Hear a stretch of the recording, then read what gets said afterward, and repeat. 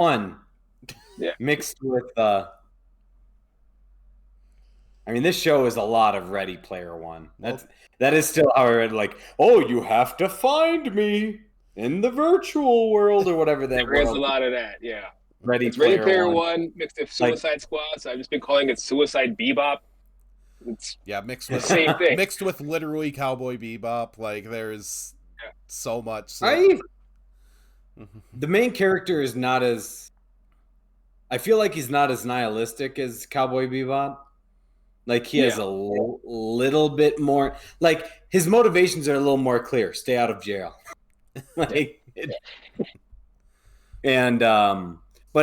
Yeah, I don't think he's quite as nihilistic. Like he's got a little bit of a moral center to him. He's their most optimistic lead so far in a show by this guy I've ever seen. Like he's just like, God's got me, and just jumps off a building. It's like, I'm good. Did he have to be the parkour king? Yes. That was necessary for the plot because it was amazing. We will get into that. So welcome everyone to Animesplaining, the newly monetized Animesplaining, because we are Twitch affiliated. I gave Tony $1 and now we claim to be for profit. We have a solid $4 in the bank right now. I will let you know. So just know, I'll say it similar to what I said on the Alpha Protocol stream, that basically the way it works now is you can choose to subscribe to the channel if you want. You do not have to. The main thing that gets you is just ad-free things on here. That's about it. And you do get a free one if you have Amazon Prime. So if you don't use it on Amazon Prime, absolutely take money out of Jeff Bezos's pocket and either give it to another streamer or give it to me. It's perfectly cool. He's gonna spend that money anyway. Yep. There's bits and tips that you can do. You don't have to if you don't want to. And there are ads now on here, which I have set for about 90 seconds of ads every 30 minutes. I feel that's fair. That's the equivalent of what Cartoon Network did back in the day. That's the reason why Animesplaining exists. So I feel that's a decent cadence without getting... Literally, you can set the ads in Twitch to get a little into the weeds to 9 minutes of ads per 10 minutes of content. I was going to say, we could go full tsunami and do it every 15 minutes and just kind of interrupt the show. And come back. A little inside baseball. We just split fantasy bookers in half, right? When we did that back in the day. Yes. Mm-hmm. Yeah, and if we bring back fantasy bookers, which we are not guaranteed to do, I will probably end up streaming it here and then putting it on a actual fantasy bookers YouTube channel that is separate from the current archive. I would argue the current environment calls for it. AEW is middling along, trying to just refine their footing. WWE is pure booking by numbers right now, rife with rumors all over the place. Yeah. So, wrestling is a lot to talk about right now, unfortunately. And TNA sometimes gets entertaining, but it's TNA. I did watch AEW 300 and I enjoyed it. I will say that. It was a good show. Is that Mantos against Adam Page? Not to mention all the TNA WWE crossovers. TNA is constantly in NXT now, which gives me more of a reason to watch NXT, the best part of WWE. But aside from that, I call it the best part of WWE now, because there's still at least when we've talked about the golden age of NXT, there were stars that you had to see. And respectfully to NXT now, there are guys I like to see, but I don't feel like there's when during NXT's heyday, I had to see Kevin Owens. I had to see the Demon Finn Balor. Yeah. Now I have to see Nikita Lyons, which is fine for me. That's a good Where is she? Show. I want to watch her sit on people. The show called Speed, which is just Velocity for a different name. Because who do we have in American? Because we have American. I mean, we should be doing a show reacting to American Gladiators, especially if we're affiliated somewhat with But American Amazon Gladiators Prime. is already coming back with The Miz as host, And I guess Wardlow, and they're fighting because there are AEW stars in it. I guess WWE has a big stick up their butt because the Miz is going to be talking to AEW. That is the rumor. Because Rick Boog's a former WWE talent, Camille and Wardlow, and I think there was another one. We need to do Animesplaining American Gladiators remake. Yes. Comics, anime, if in fact everything is anime. Yeah. But anyway, we watched Lazarus. So if we want to talk about things that are by the numbers and disappointing, this is not really by the numbers. It is interesting, but it is also bad. I wouldn't go as far as saying bad. It doesn't have enough strong characters, which makes it kind of dull compared to the other two shows. But I take it over most animes right now, still. So are we... I guess. So I'll ask this, Marlon. Are we comparing Lazarus to other anime like we have watched on this show? Or are we comparing it to other things from this director? Because if we're comparing it... Watanabe has a very, very good track record. And sorry, I keep interrupting you. It's all right. If we're comparing it to Watanabe's past work, I say that's why you think it's bad, because Samurai Champloo and Cowboy Bebop set the bar too high for all anime. It's essentially the Avengers of movies. You can't compare Age of Ultron to the Avengers. You can't compare friggin' Endgame and maybe Infinity War to the Avengers, but Avengers still was, like a lightning in a bottle. It was a phenomenon. And I feel the same way about Cowboy Bebop. And you can't really compare a lot of stuff to it. Anything he does after is going to pale in comparison. I felt the same way about Samurai Champloo when it came out. I didn't appreciate it till we recently rewatched it. When it first came out, I was like, what is this? Where's my future tech? Where's my strong characters? I kind of zoned out. But rewatching it again, I didn't appreciate this the first time. While with this show, did anybody else watch it twice? Or is that just me? I ended up watching it. Well, I kind of watched it twice in that I watched up to episode 10 because I kind of always knew that we were going to be doing this show. And then since I'd been watching it week by week and I knew that we were at our 2-week warning, I rewatched the entire thing and then hit episode 11 or episode 12 and 13 week by week. I watched episode 13 live when it was on Toonami. So when it aired, I made sure that I was watching it. Nifty. I feel like it's I had to rewatch, or not rewatch, but I missed I would fall asleep during the ending because I do watch them late at night, and then watch the first 15 minutes over again, and that does help. Especially me, who's not a fan of the genre. I feel like it's better on a second watch. It's one of those things where you have to set your expectations, then come back at the expectation, knowing what it is. It's because I can't keep comparing it to Cowboy Bebop. That's always in the back of my head. Like, hey, are you going to be better than this one? And you just can't do that. It's the same way I felt about Age of Ultron, comparing it to the first Avengers. Of course, I was disappointed the first time. Now it's my favorite Avengers movie, I'm pretty sure, because of Ultron and James Spader's performance. And I feel the same way about this, but watching it again, my criticism is the characters aren't strong enough to carry it. And that's the issue. I could watch Jin and Mugen and Fu go through anything. They could talk about bullshit for an entire 20 minutes. I'm cool because those characters are strong enough to carry it. Same way with Cowboy Bebop. I could watch an episode all about Jet and ignore the other team, and that's cool. I could watch an episode about Ed or the Corgi and be fine. Here, I barely remember their names. I remember Chris, Elaine, Doug. Who the fuck were the other two? And one of them is the lead character. I can't tell you his name. You don't remember Axel Gilberto? That's right. That's right, Axel. I got a question for you both then, because I think, Marlon, you have a great point. None of the protagonists really hold your interest. Or it's very, you can make them do all the parkour in the world, but in the end, your motivations aren't clear, and I don't know what we're doing here. But I think, would you both say the other problem is, because we start the show and you think the overarching villain is Dr. Skinner, right? Yeah. Mm-hmm. But then the more you go along, obviously he becomes the more sympathetic character, and you're supposed to side with what he's doing. And you learn that it's the military-industrial complex guy that works in here. But you're not even introduced to him, I think, until the second to last episode when you're introduced to him. So, would this show have been stronger if you truly have Dr. Skinner being your primary antagonist or your overall villain throughout the whole thing, because you need somebody that they're chasing the whole time that seriously poses a threat. But when you're telling the story of the show and your main antagonist poses less of a threat to the point where he doesn't even become the antagonist anymore, that is a problem. I disagree. It needed more episodes. It needed 26 episodes. It ended on what should have been a mid-season finale with the crazy Chinese assassin guy and all that. And instead it's like, here's the mid-season finale. Oh, and the actual finale just kind of tacked on.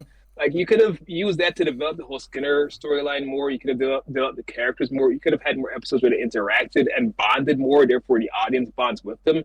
But it felt kind of rushed for 13 episodes. You move slowly for 90% of it, and they just bomb rush for the end of the story. Like, oh shit, we actually have a set number we have to get through. And that rubbed me the wrong way. Yeah, because you're right. We were introduced to the government guy way too late in the game. Like, he should have had a lot more episodes to him. It definitely had some Carnival like season 2 energy to it, where it's just like, yeah, hey, this is kind of going a bit slow. Oh man, we're just going. Last 2 episodes, you got to get this done. Yeah, that's pretty much the gist. Like, by the way, let's just J.J. Abrams it. Interesting. Yeah. By the way, Clancy Brown's a demon. Where? Fair. Yeah. Because realistically, this show caught my attention immediately. Like, this show, again, lately the stuff we've been watching is pretty easy to watch. This show is easy to watch because right away, and it, like, some of this speaks to today's, like, we are a pill-addicted society right now. Yeah. When you come to OxyContin and Ozempic and even further back than Vicodin and things like that. Hims. Everything is Hims now. So fair, yeah, Viagra, like, it's another good point.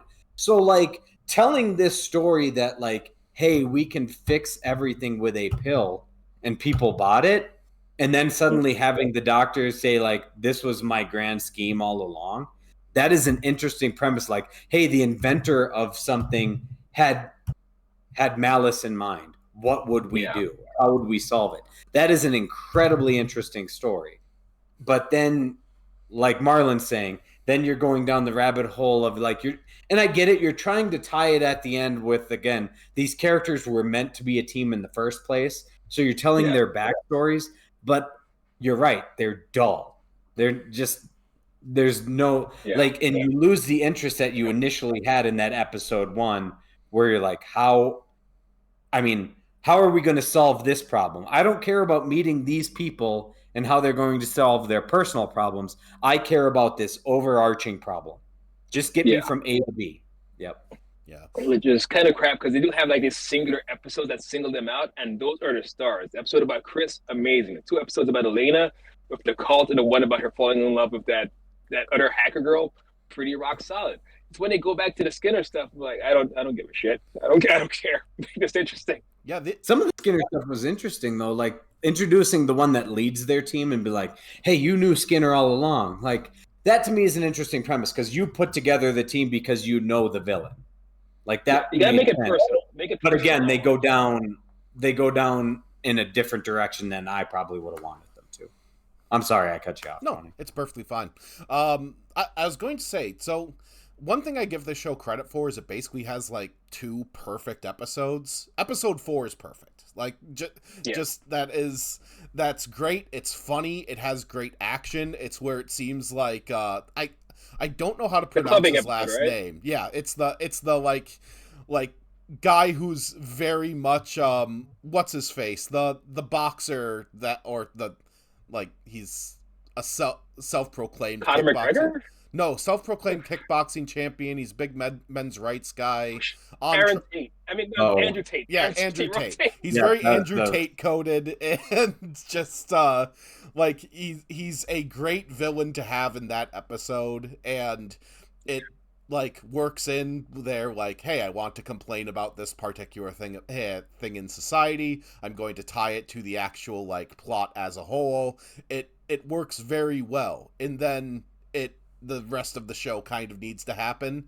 The other one is when they they first have Axel face off against the assassin guy.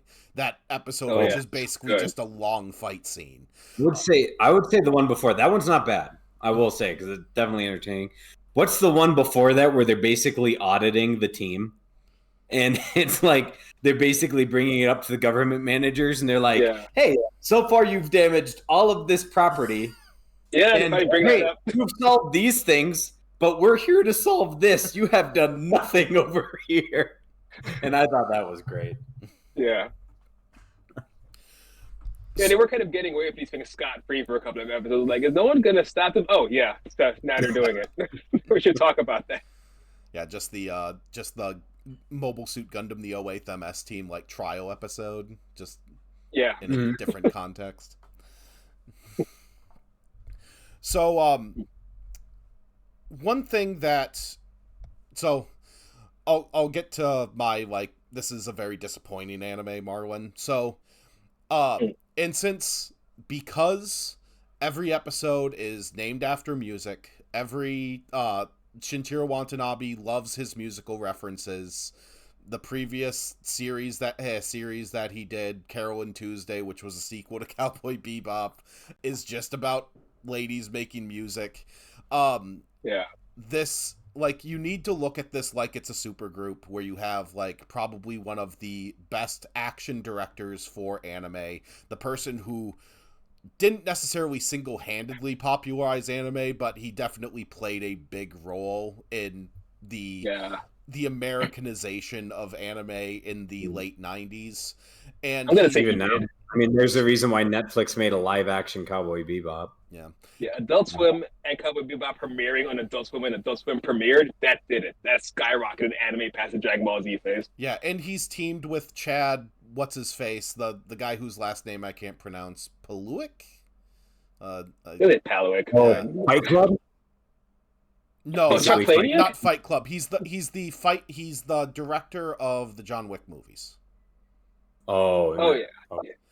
That explains a lot. Yeah, I saw some of that on Instagram when they were like choreographing the fight scenes in real life. That's worth it. Yeah, and they just see it in just rotoscope the hell out of every fight scene in this. And when it actually gets to the action, you definitely get that quite a bit.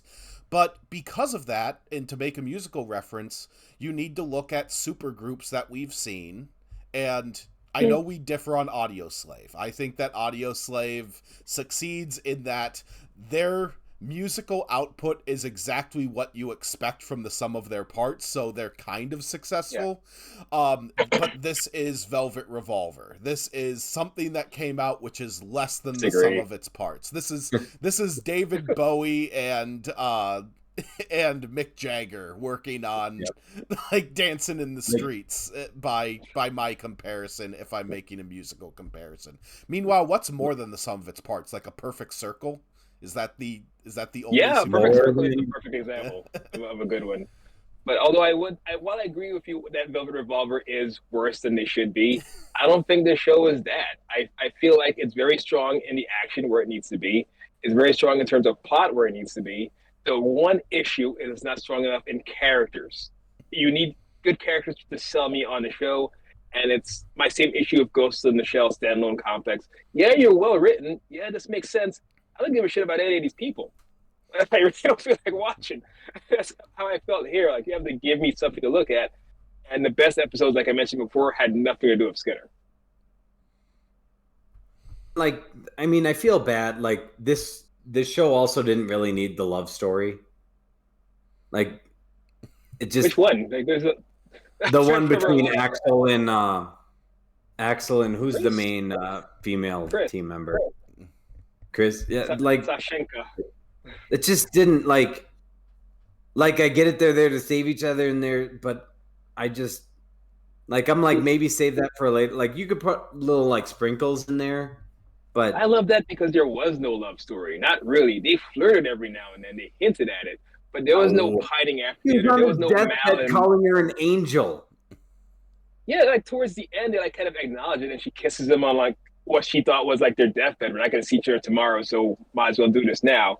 But it wasn't like Spike and Faye or anything, which was also low key. It wasn't it wasn't that noticeable in the grand scheme of things. I feel like they kept it pretty low key.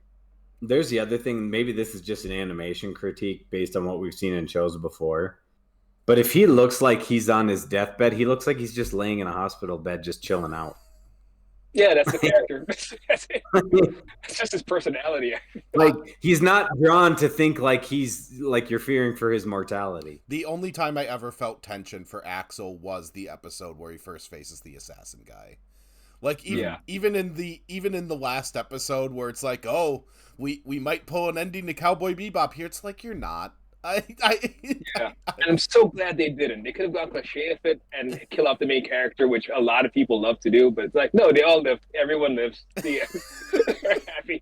Like, oh, great. We like Samurai Champloo, but every episode you felt like, I mean, one, because that show is extraordinarily violent compared to the other things we've watched, and you feel that with all the sword fights and the stabbings, I mean, for lack of a better term. So you feel like people are in legit danger every episode. And this one, like Tony said, like, there's the one fight that you're like, up, test his strength. But, like, again, he's sitting there, supposed to be on his deathbed, and you're just like, dude, you look like you're just lounging at a door. Like, it doesn't necessarily help when, in the very first episode, your main character jumps off a building and is fine. Which I'm cool with. my issue is that they don't feel like underdogs. They say they're underdogs, but they're never shown to be underdogs. They kind of succeed in everything they do. Yes, Skinner gets away like narrowly every episode, but they seem to do fine. They kind of come off as like a Guy Ritchie movie. Here's the plan. We execute the plan. Yay. We go home, we're happy. Let's see a plan literally executed perfectly with no flaws in it. That is very much current Guy Ritchie movies. Does Skinner ever really get away, or did they just like, oh, dead end, let's move on to the next one? That seems more of what it is. Yeah. Like, you didn't get away. We're just like no closer to finding you than we were yesterday. Oh, we tried to find Skinner in this episode, and instead we just found what Shinichiro Watanabe wants to complain about in this episode. Yep. Hey, and some of it's valid, like we said. No, I like the AI cult episode, which is weirdly much closer to what like current tech people are with AI than anything. Yeah, that and the clubbing episode where you just had AI do everything. The DJ's AI, the stock market, they're just using AI. Like, yeah, that's what's happening. I forgot about the AI DJ. That's right. It's but okay. Now let's talk about, because I feel we moved to it. What is with Axel being parkour champion? Why? Like, is that just the new martial arts to believe like he can fight anybody? I think it's just because he thinks it's cool. Like because it matches his personality. The way Spike used Jeet Kune Do, which is very free flowing, and just kind of make it up as you go along. And I felt like this guy was that with his entire body. I don't think he even knows parkour. He just jumps off shit and lets like God handle it. And he was just working out every time. Like, all right, cool. He's just throwing his legs at people. It just works out. He walks into an elevator full of guards, no plan, just fucking walks out. Which is great, but also criticism of the show. You guys succeed at everything. You don't fail. Ever. God just has you this entire time, and that gets boring. This is my own fault, I think, because I've watched, you go down too many stupid like Facebook reels or TikTok rabbit holes where like you see enough people doing parkour stuff where like, one, you crudely want them to fail to get them to stop doing this stupid shit. That's you. Like, there's one that the dude that like pre-climbed a skyscraper and was like, oh no, I ran out of chalk on my thumbs and I can't feel my thumbs. And part of you is like, good, fall, you asshole. Like, don't be doing that fucking shit in the first place. No, like, I can't say I agree. It's the evil cynicism in me that gets brought out when I see this stupid crap. Unfortunately that. Yeah, I was gonna say Joey's going to those bad parts of Twitter where they actually show the parkour fails. Well, no, I don't like watching those videos. I like that they exist, but I don't like watting them. You're describing how I feel about spelunking. Like anything to do with cave diving is like, why are you squeezing for that? What are you doing? You're running out of air. You shouldn't be there. You're going to die. I'll take parkour over freaking spelunking any day. Thanks. I should rephrase that then. I don't want the dude to fall off the skyscraper. I want the dude to climb up the skyscraper, the police waiting for him, and him to go to jail for at least 10 years. That's what I want. Well, as a fan of like guys like Batman and Daredevil, who I have tattooed on my arm, I'm a fan of parkour. I like flippy characters. I like seeing people do that in real life because it's stuff I want to do in real life. So this guy's pretty much Nightwing without the costume. I'm cool with that. He's even called Daredevil at one point in the show as a nickname. Like, yeah, it's Daredevil are vigilantes that actually fight crime. Parkour is just like trying to stand up and do like weird ninja shit off walls. And like, the coolest part of Daredevil. If I get hurt or jump in sewage, who cares? That's what it is. That's what parkour would be cooler if they fought crime while they did it. Like he would like swoop down, like grab a purse snatcher, like flip back into the air. Well, in theory, run up some shit. Vigilantism can go many different directions, but nonetheless. So Joey, is your perfect parkour scene the one scene from Casino Royale, because our hero is just kind of bashing through walls and things like that to keep up with the parkour guy? By the guy that's jumping on the crane. Yeah. He's fighting crime, so it's good now. Punching him in the face. So parkour is awesome. Miss me if that. Like parkour is inherently heelish to Joey. It's heel behavior. Maybe it's also because like when you meet Axel in the beginning and he breaks out of the prison, because he's like, okay, goes and talks to this government official or whoever she may be, but we learned government official, and she's like, okay, I got a deal that maybe it'll get you out of here. Why? I could just break out of here now. And then he does it like, what was the point of the freaking meeting? Like, why not just escape in the first place? Like, as soon as they let you out of your cell, you escaping. He would kill the fun out of it if he just walked out the door. It is not escaping anymore. He has an 888-year sentence. Do you think he gives a shit? Fun has a purpose, Marlon. If you're just doing something to do something, like, okay, wrestling is fun. Cool. Why don't I just go take a bump in my backyard? No, because that's pointless. It doesn't do anything. But if I want to like go watch a wrestling match, usually there's a story behind it to watch somebody take a bump. There's a purpose. Fun is the purpose. Fun is a purpose in and of itself, and I get this guy for it. I don't know. So I think that since this is pseudo aside the John Wick stuff, they share a fight director. Right.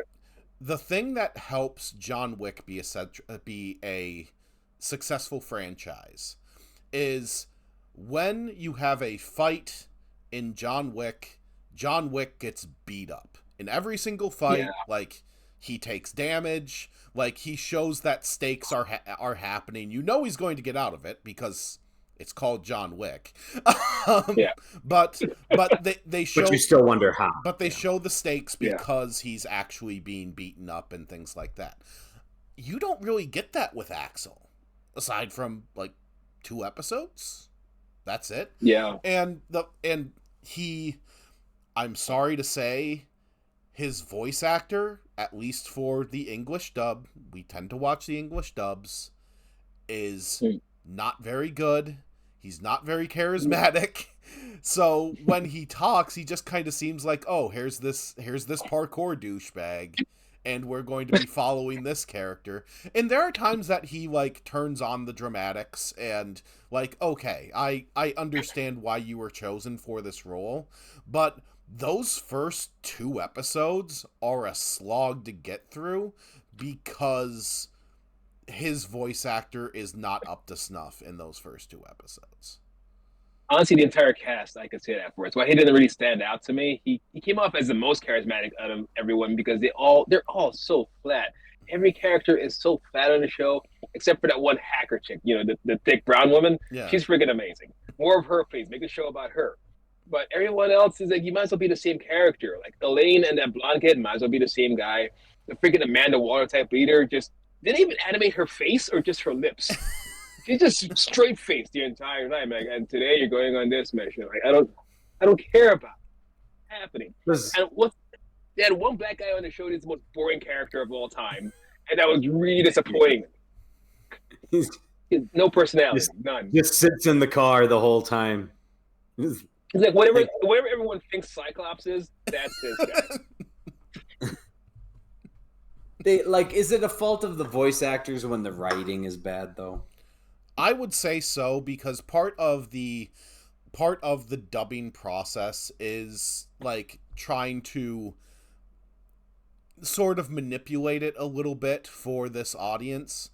I think that they should have seen like, hey, this doesn't necessarily translate well, and maybe we can up it in the performance.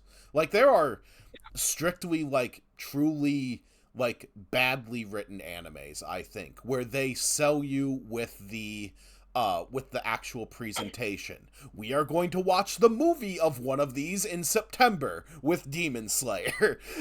God damn it. You're going to be following for an hour. It's going to be what it is, isn't it? I think you're right. I truly think you're right. I think we're going to watch an hour-and-a-half clip show where they're falling and just have flashbacks. It is not a clip show. They actually released a trailer. Finally. They released a trailer literally a day after I complained about that.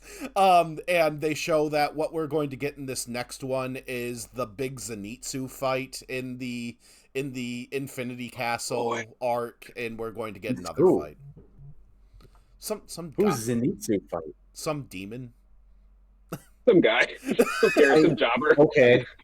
Hot take. Raise the stakes. Kill Zenitsu. Fuck you. Leave Zenitsu alone. You're not going to kill my Zenitsu. No. You have to. I'm sorry, Marlon. I know he's your favorite character in that damn show. But nonetheless, you want to raise the stakes. You want to make this real. Plus, you've never, like, the only time you establish Zenitsu as a threat is when he's under his trance, right? Yes. Yeah, but you don't turn him into Wash from fucking Serenity. Like, oh, do it to my favorite character. Do it to the Warthog guy. He just falls and immediately gets impaled. Yeah. This character has no arc. I'm sorry. He had his arc in the Spider Family, and then we was just annoying, and now we're tired of him. What's the board dude's name? Kill up the board dude. Inosuke. Yeah, make him go out in like a blaze of glory, like Dinobot and Beast Wars. It'll be badass. It'll be emotional. It'll be awesome. Just do it to him. You could.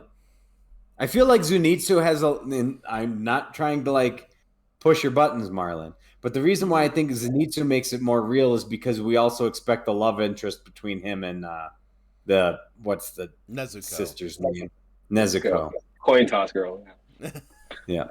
So no, at least like Coin Toss Girl, you eliminate that problematic storyline. Yeah.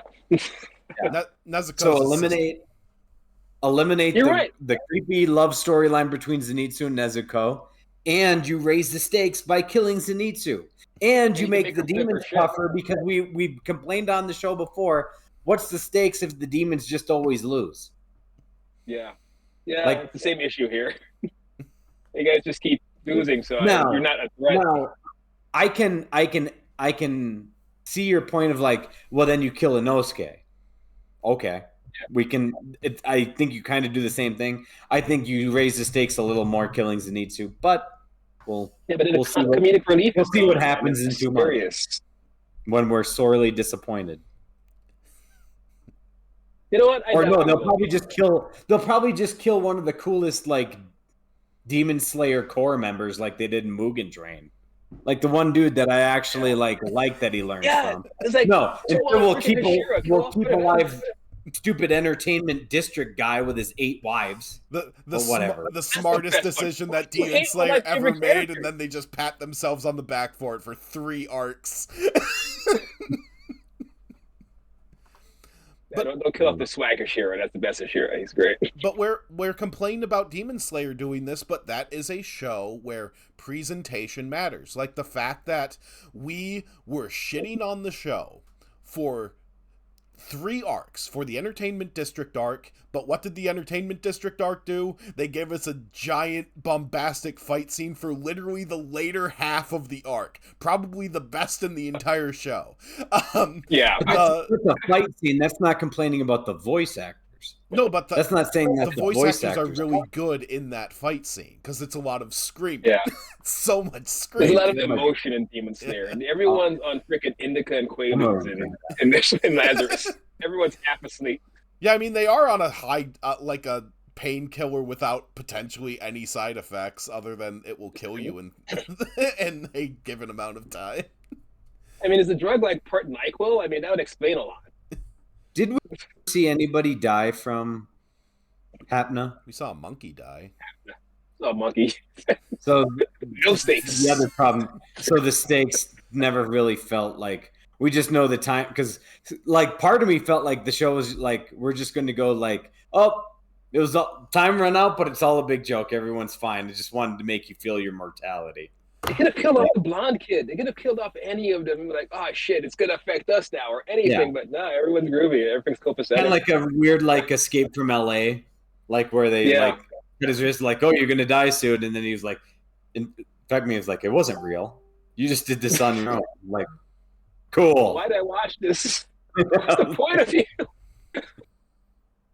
Because to your point, like, yeah, Spike, he was constantly covered in bandages in Cowboy Bebop. Fu was constantly getting kidnapped on Samurai Champloo. There's always something happening with you, like, oh no, they're in danger. Flashed. Jesus. Even the episode of Chris and like the Russian sect that got her back, where she was kidnapped. You're like, oh, she's fine. She beat the shit out of them. It's okay. It's fine. I mean, she lost someone and that affected her, so that was sad as hell. But again, the team is fine. The team has bulletproof armor, plot armor. So I will ask this. And Marvin, you're probably better to ask for this, but Joe, you saw Samurai Champloo. And you saw that show was Samurai Champloo's angry.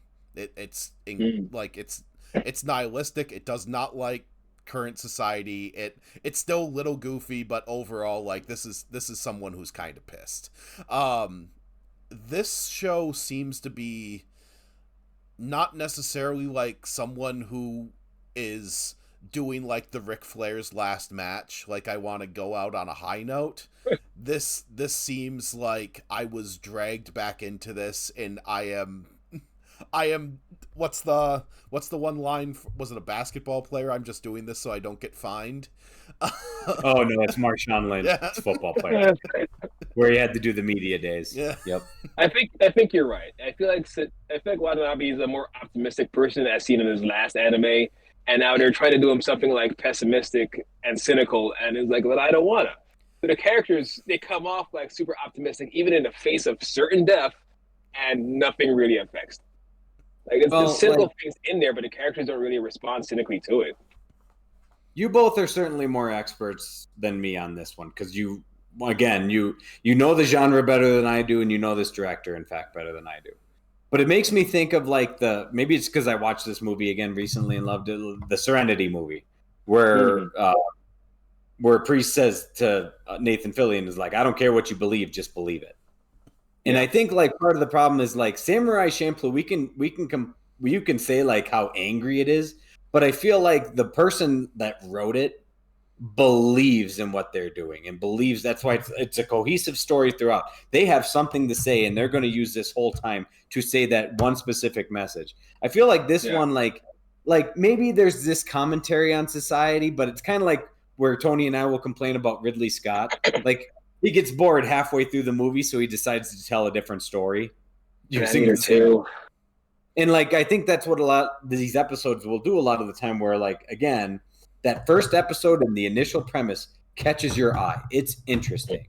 But then it goes in 100 different directions, trying to tell the stories of these characters rather than trying to focus on the problem. Samurai Champloo, the problem is, how do we get these people together to work together in this terrible environment? And that's all it is.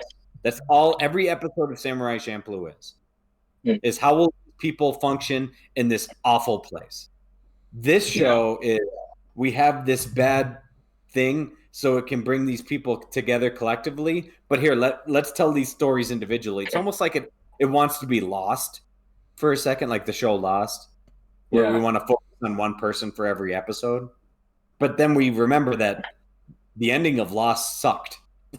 Like, because we didn't know where we were going, because it was like, it was like, hey, we want to like make you ask these questions to keep watching, but in the end, we don't have an answer for you because we just wanted you to watch. We don't know we don't believe in we don't have an idea of what we wanted to say about this whole thing. It's almost like having 12 or 13 episodes that need to be coherently strung together is his weakness. Samurai Champloo's episodic. Like it is following a through line. There are definitely like the plot episodes, but overall, like they're in a new adventure week by week. Cowboy Bebop's very similar. Cowboy Bebop famously has 5 plot episodes. And that's it. Like that's the main thrust of it. Didn't you say there's an episode where they just decide to kill everybody? Yeah, just for the hell of it. And not even in continuity, just for kicks. Just throw that in there. Space Dandy, same thing. They have an episode where like they become zombies, and then it turns into a thing about how like since they're zombies, they're able to get life insurance, and then the life insurance company starts hiring snipers to kill the zombies so they can't collect, and it's really funny and really good. And I think he just doesn't work well with these like long-term plots, and he wanted to go back to what he knew, which was kind of episodic television. But in doing that, like you need to pay Warner Brothers like what they want, and they want a cohesive storyline, so it's like, I guess they're following what he's expecting to do or something like that. It's not that it's cohesive storyline, it's that he doesn't have enough episodes. Like you mentioned the Samurai Champloo and Cowboy Bebop, there's plenty of filler, like 5 plot-centric episodes. He needs the 26 episodes. He needs this random episodic adventures. Otherwise, you're trying to like putting limiters on him, and it doesn't work. So now he has to rush the ending. He has to rush to the plot, and we don't have nearly as much time to get to know these characters. There's no space fridge fungus episode. There's no zombie baseball episode or anything like that, like Samurai Champloo had. We didn't get a baseball episode in this. We didn't get a beach episode in this one.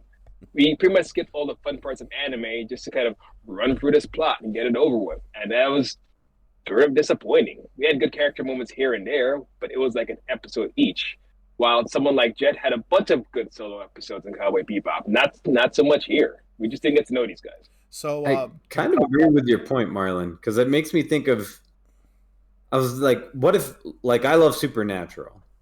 Like, what if Supernatural were only like 12 to 13 episode seasons? You would lose a lot. Because like it or not, those filler episodes offer the chemistry between the brothers. It does raise stakes every episode, so you do see like they're weak and human in every episode, even if you don't believe somebody's a threat as they much are at the end of the season, demon or angel or whatever the hell they face. So I agree with you. So maybe more episodes is the strength of a show like this. Filler gets a really bad rap on the internet. Like you'll see after watching a new episode of, I don't know, like Arrow or The Flash or something back in the day, you go online, people are like, oh, another filler episode. Like, yeah, that's how you get to know these guys. That's how you develop characters. You need that or you don't give a shit by the end. And that happened here where I don't give a shit by the end because there was no filler. There was no way to get to know these guys. Not really. Yeah, you guys weren't as high on Standalone Complex as I am, but I like the filler in Standalone Complex. My favorite episode, which is, you know, the heavy like Bato episode where he's like talking to the boxer guy. That I think that is a good filler episode. It tells you about the character. It doesn't necessarily fit into the plot, but it is there for a reason because you need to hang out with these characters to actually feel the stakes.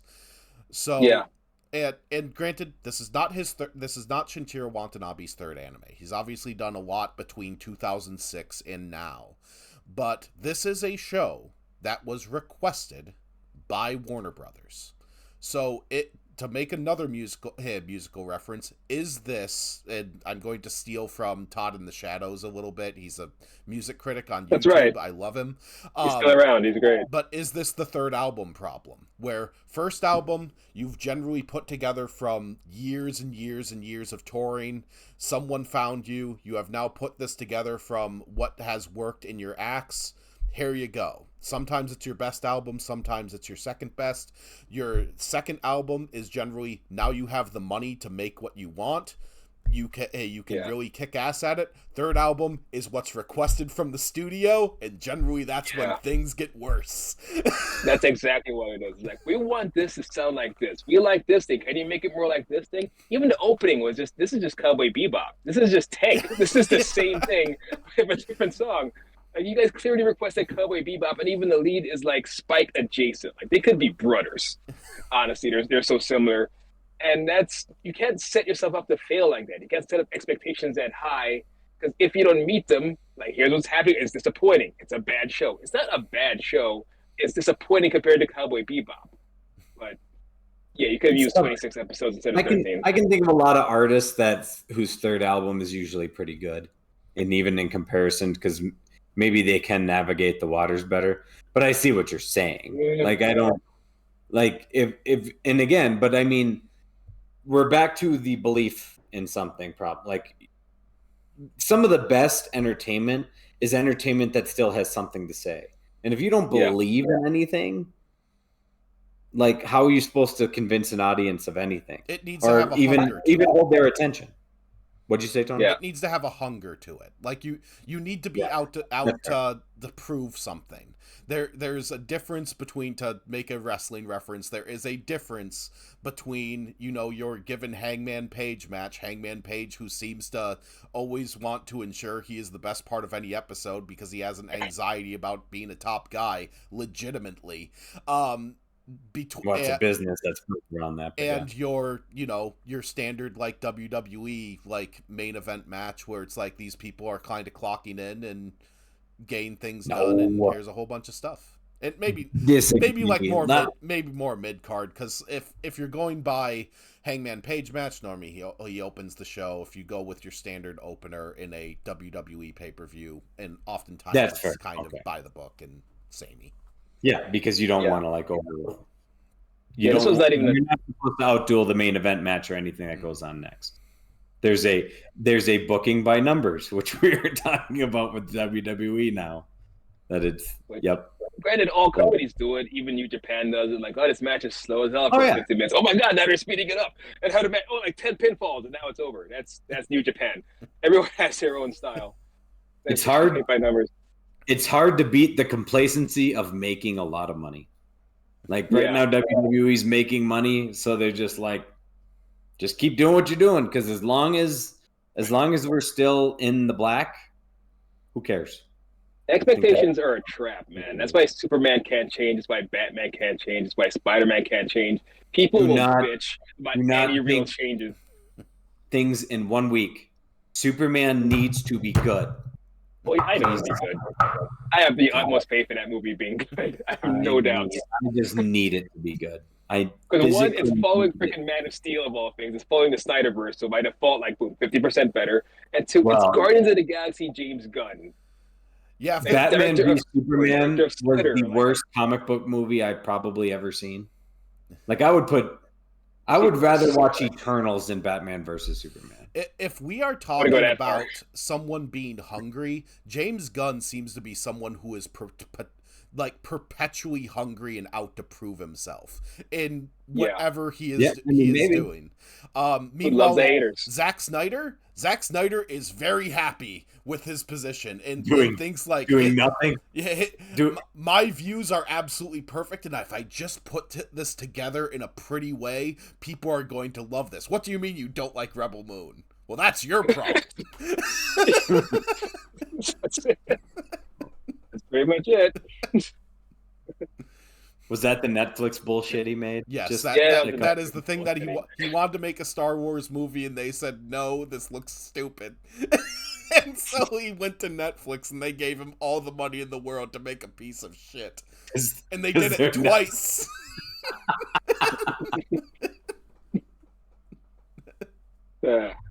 Is that rabid fan base? They convince Hollywood, like, hey, maybe these guys worth investing in, restore the Snyderverse and all that bullshit. Disagree. No, the fans are wrong. It's Netflix's desire for content. That's, I think, what it is. That too. It was available cheap after the whole debacle. It's a cheap direction to pick up. Yeah, it's why I would even say that Star Wars Rogue One is good. Alex Garland was hungry. It shows on screen. Yeah. I mean, you and I like. I don't know if you do, Marlon, but I know, Tony, you and I like Last Jedi. Yeah. Because I think Rian Johnson wanted to take Star Wars in a different direction, and that's the best one in the new trilogy. Yeah. And then they fucking slingshot back to J.J. Abrams.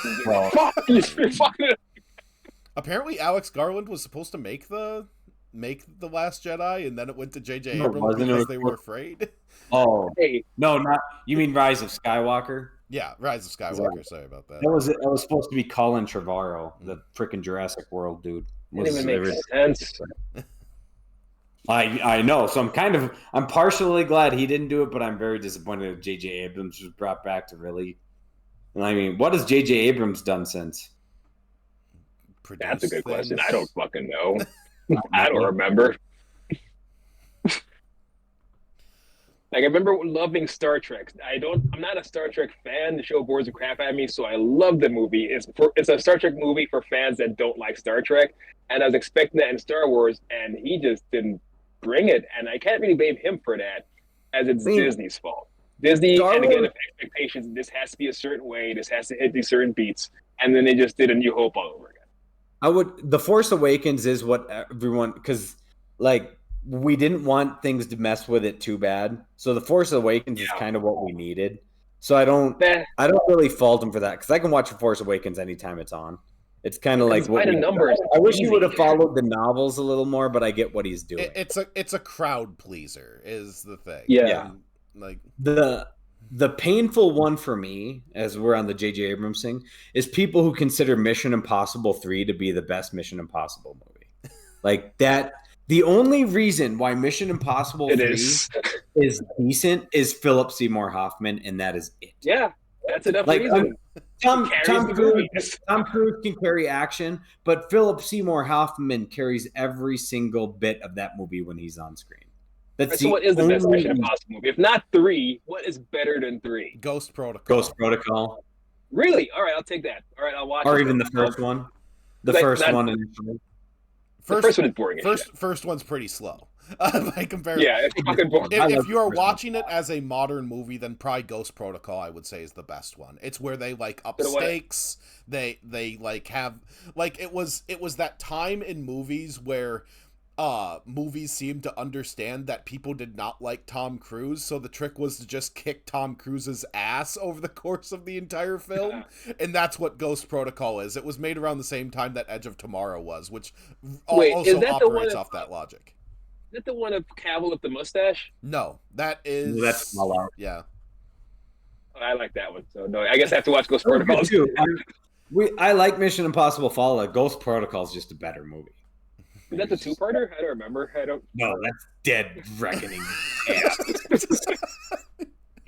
don't remember shit about Ghost Protocol. Is that the one where they tried to get the glass at the end and fucking like, we have you now? Like the theme plays? I don't remember. Ghost Protocol is the one where Tom Cruise climbs the building in Abu Dhabi. That's the main set piece. Because a lot of those movies are so fucking dull. It's why 3 sticks out to me. It's the least dull movie of them all. Only second to Part 2, and that's because John Woo just went nuts with John Woo-ness. I know everyone hates that one. I love 2 because it's just John Woo. Although it is really funny to watch the most recent Mission Impossible, where like probably 75% of the movie is, hey, do you remember this in the Mission Impossible franchise? And you're like, not really. No. This franchise is dull as shit. I don't remember it. I thought I was paying attention. What about this thing that was the main set piece in like the first one? It's like, yeah, I guess I remember that. Oh well, that guy's back. Cool.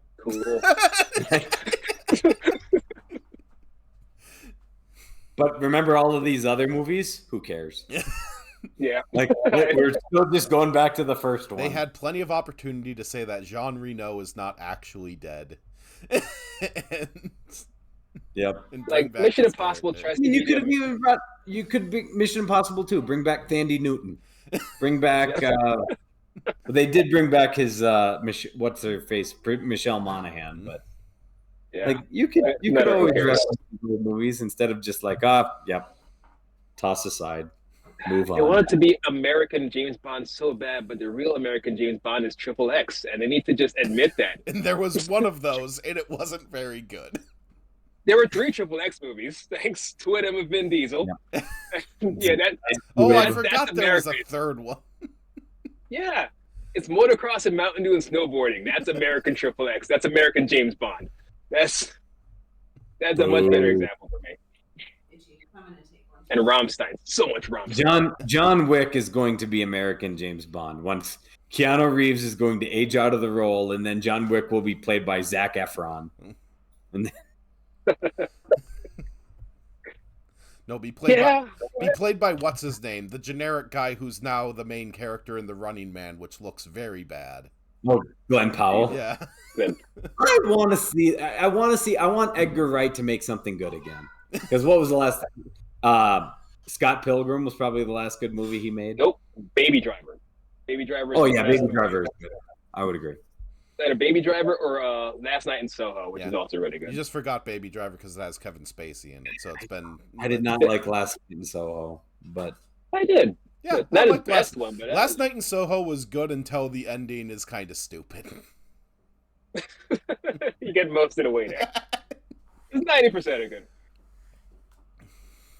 Baby Driver, more John Hamm as villains, please. That dude rocks in his villains every time I see him as villain. So, on Animesplaining, to take it back to what we're actually here for, we use the stolen from Super Eye Patch Wolf, the 7-star scale. So 1 is it is completely insulting to your intelligence. 2 is bad, but maybe it has a few good qualities. 3 is I did not feel robbed. I did not feel my time was wasted, I guess. 4 is good, but with, bad qualities. There's something that just sits in your mind that's just bad about it. 5, good for the genre. 6, exemplary for the genre. And 7 is so good it has redefined what good is. Marlon, what do you give Lazarus? 4 is the most I could give it. I'm tempted to give it a 3, but the fight scenes are stellar. And I do love the soundtrack. I downloaded a lot of those songs, and they're really good. They're really good, moody songs. And the show is great as background music. It's great. If lo-fi was a show, it would be Lazarus. You just gotta leave it playing on loop all day. You're not even paying attention. Maybe look up from your phone when someone's fighting, and then go back to your phone. It's a solid 4. I would probably give it a 4 as well. It feels it. At the end of the day, to say at least something positive, it is a show that feels like an old wrestler who knows where to pick their spots. And like there are definitely things where it's like, oh, this really works, but at the end of the day, like, you've slowed down, you're not as hungry, you may be doing this for a paycheck, I don't know, or at least it's just like there was something that didn't quite connect with it, and I can't give it a 5 because of it. But on the other hand, this has better action than a lot of the shows that I watched for our Anime of the Year contenders. Yeah, it's a Goldberg of animes. Until he does the spear, I don't really give a shit. I'm not really watching. I would say the only show that in the Anime of the Year contenders that I can say probably rivals this would be Kaiju number 8. Yeah. Like, I can't think of... That's my number 1. You did not see the action in Freyrin. Believe me, that has a solid, 3 episodes, which is absolutely perfect. Like, it in a show that is not action-y, it is like, oh... They can do this. They were just holding back this entire time. Yeah. Favorite was like watching a lullaby. Just like... That's how they get you. It's emotionally stimulating. I was only stimulating things. Maybe we'll revisit it and all. But dang it, I hate to agree with you guys, but yeah, I'd say a 4. The reason why I would give this one a 4, the premise is great. Like the initial episode where you get that premise. Here's this doctor with wanted to create this wonder drugs basically so he can wipe out humanity. That is interesting. That captures your attention, and realistically, the whole thing is easy to watch. Yeah, but super easy. But so I can't say I didn't like it because there are parts where I did like it, but there are definitely problems. I'd have to give it at the lowest a 3.5, but I'll be willing to go to a 4. Yeah, the John Wick fight scenes absolutely save it. Like even if you're not paying attention, like, oh shit, someone's shooting something. Now I have to watch. Yep, this another one we're all in agreement on it, really, because we're all in agreement on Killer of Killers as well. So next month. So we have a month before we watch Demon Slayer, so we need to find something that we can adequately get through in a month. So I can't do a 26 episoder. I can't do something where we are going to be in it for the long haul. So Joey, I am giving you a choice here. I do have a long-standing anime that we can watch. We are in September. We're going to be watching the current favorite for anime Sword Boys, and there's the potential that I can show you not necessarily the original favorite of anime Sword Boys, but certainly our generation's favorite for anime Sword Boys, and that's watching the first 13 episodes of Bleach. Alternatively, it is summer, and what is the most popular sport in summer? Baseball. No, it is women trying to knock each other off a platform with their boobs and butts in Keijo. We should be reviewing. Talk about this damn show. It needs to happen. We've done enough foreshadowing. It's time to pull Let's the trigger. give Marlon another bastard. We're watching Keijo. What is it on? It is on Crunchyroll in its entirety. Yeah. It is 12 episodes. It is. Hey, it's sports. Yeah, we're watching a sports anime. You might as well watch F1. F1 Ashley, is a good. Did you hear this show that they're making me watch? It is. They are making me watch a cartoon where women are on pedestals and knock each other off with their boobs wearing bathing suits.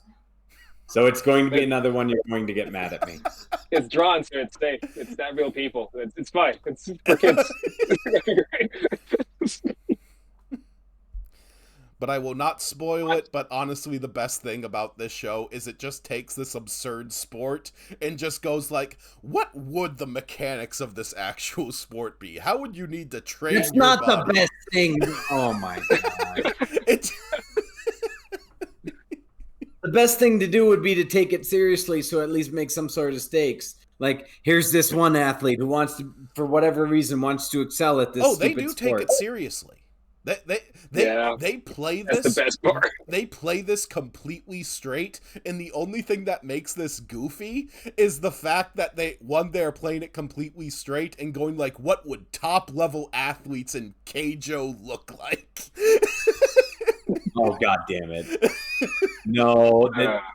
No, God damn it. There's so much they're going to go. We gotta get divisive again. We're agreeing on too much shit. We need something. We need a bomb in there for a smoke bomb in there.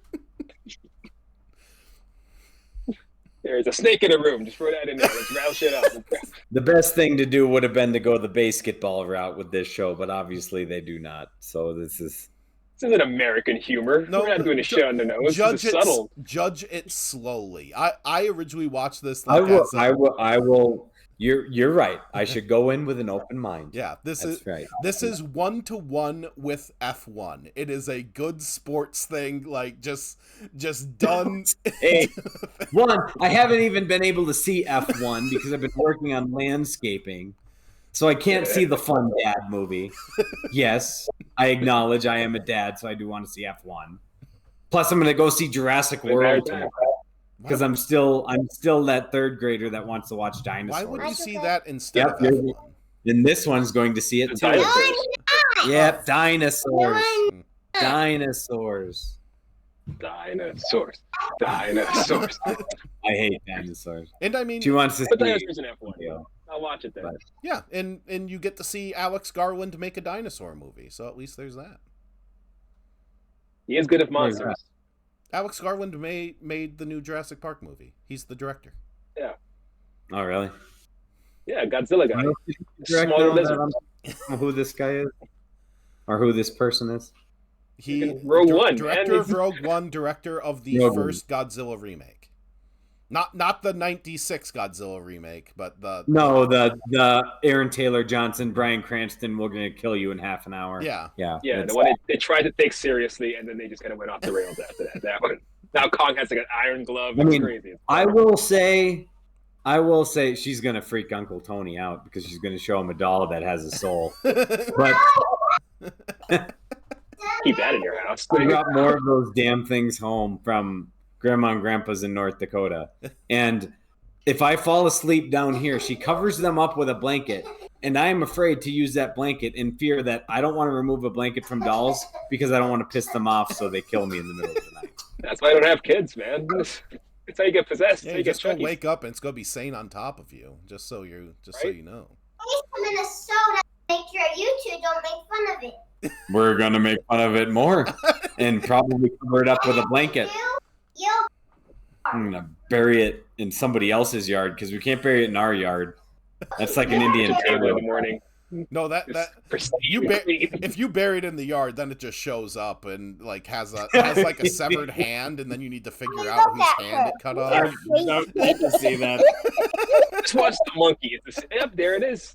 Nope. You know, Right, watch me make get eye contact stabbed and in I real just I time. can't know. Is it gone yet?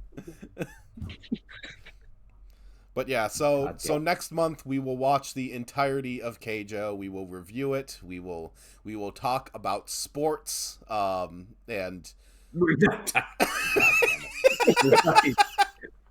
Sports talk. Yeah. we will talk about And- which of the ESPNs this would be on and how much people would be betting on it, because that's all sports Ocho. TV is now, is just betting on fucking sports with people wearing t-shirts. Wear a suit, damn it. You're on sports television. I saw some ESPN when I went to dinner today, and it made me mad because it was just a dude who looks like I am now. Be professional. It's like- it's hot Despite in that, we Vegas. just start wearing suits cities.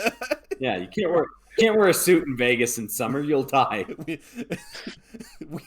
we are now business professional required on Animesplaining. Just everyone Do wears the Maxwell suits. Friedman stuff. It's all black should. background. There we go. Actually, that would be perfect. Animesplaining. We are Today watching. will be disgusting. We are watching pretty much the lowest the lowest barometer type show that's only there to sell ass, for lack of a better word. That's fine. So we should just come in dressed to the nines, like nope, suit and tie. That's Like we should. we're here to be I will professional. wear a suit because we are talking about sports, and that I feel is a requirement. That sounds like a good idea, Joe. No, we're not talking about sports. Let's be honest about what this show is. We are wearing suits, talking about ass. That's what we are We are doing. going to be talking about sports. We are going to be talking about the mechanics of how Keijo is played. This is not sports. Don't be a pig, Joey. Freaking- Then let's start broadcasting pole dancing, and let's talk about the mechanics of it. I think that is a is on sport. ESPN. I think there were pole It dancing is. competitions. They have pillow fights.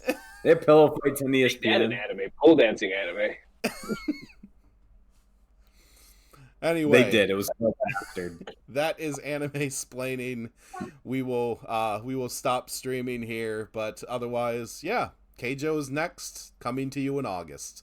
Other than that, we will continue going through Alpha Protocol despite Marlon's best wishes. Fucking hell. And then probably get into another Strangest game I've seen in my life. No, and then you're get getting a into blanket another to hide David from Cage yourself. game after, because we can get through those in like 2 streams. They're like potato chips. Anyway, Sorry. thank everyone. Being Feel free to distracted. give us your Bezos bucks or shoot us a tip, whatever. Other than that, have a good one.